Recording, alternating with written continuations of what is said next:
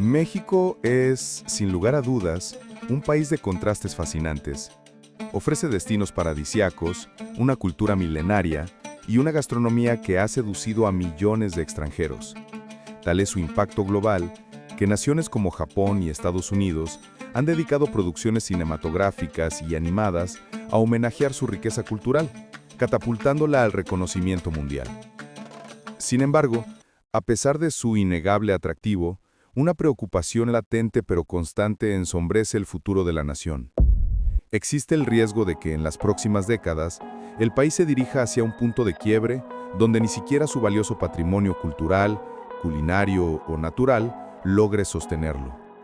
Podríamos atribuir esta potencial crisis a la persistente inseguridad o a los endémicos niveles de corrupción, comparables a los de algunas naciones africanas. No obstante, la amenaza más insidiosa y de creciente impacto internacional es la narcocultura. Este fenómeno está ganando terreno en el imaginario colectivo, desplazando las narrativas culturales positivas. El espacio que antes ocupaba obras que celebran la identidad mexicana como Coco, de Pixar, está siendo progresivamente tomado por narcoseries de alta aceptación interna y por la difusión global de géneros musicales abiertamente vinculados a esta estética, como la música de Peso Pluma o Natanael Cano. Esta tendencia, guste o no, opaca la diversidad y el talento de artistas de gran calibre como Natalia Lafourcade, Pepe Aguilar o Yuridia. ¿Existe una solución? La respuesta, lamentablemente, parece ser un rotundo no a corto plazo, a menos que surja un liderazgo verdaderamente comprometido con combatirla. La narcocultura se ha normalizado e integrado en la vida diaria de la sociedad mexicana. Su erradicación se vuelve exponencialmente más difícil si se considera que, de forma preocupante, este fenómeno ha logrado infiltrar sus intereses y representantes en las esferas del poder político, consolidando una influencia que es casi imposible de desmantelar desde dentro. Ya que parece ser que a la sociedad adulta mexicana, sin importar el partido político, siempre les gusta ser gobernados por gente incapaz de tomar las riendas del poder, sin importar el nivel de este. ¿Necesitas un narcoalcalde? Tienes por dónde elegir. ¿Qué tal un servidor público vividor de los impuestos? Los tienes por montones. E incluso algunos por excelencia, como los Monreal, con más de 50 años de su líder Ricardo, que ahora tiene un hermano gobernador, otro hermano senador, una hija en un cargo importante en el gobierno federal, y así un montón más del gobierno actual. Pero si lo que necesitas es impunidad, creo que la presidenta con A, sí, con A, puede enseñarte cómo encubrir a los peces gordos, no precisamente en sentido figurado, como lo son los hijos del expresidente López Obrador, quienes se han enriquecido ellos y los suyos con un tráfico de influencias como nunca antes se había mirado en el país.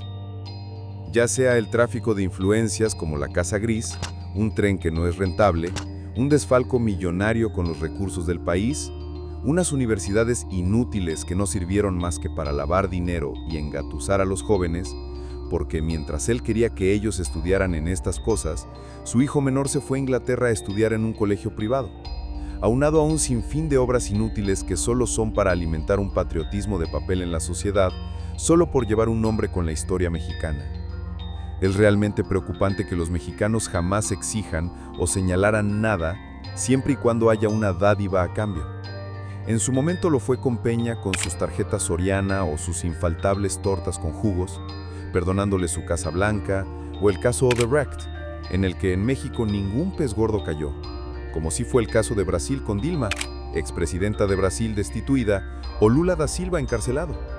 Y ya ni hablemos de que el hombre que en algún momento fue la mano de la seguridad en México, terminó siendo un vil sirviente que se ponía de tapete al narcotráfico y cuyo amo Calderón no ha sido enjuiciado por ello, porque él no sabía, según él.